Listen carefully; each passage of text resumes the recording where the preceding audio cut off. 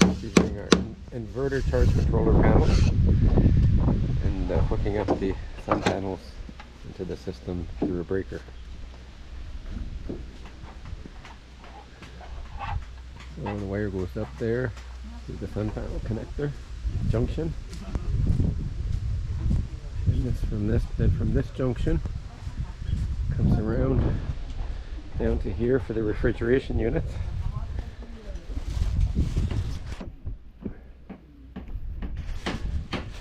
That's the breaker.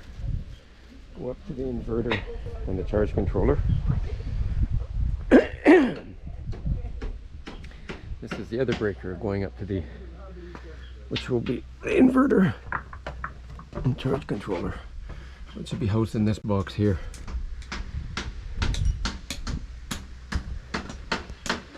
So in this cooling deep freeze generator system, what comes down from the sun panels first and up to the control boxes up here. Then the wires will run down to the deep freezes.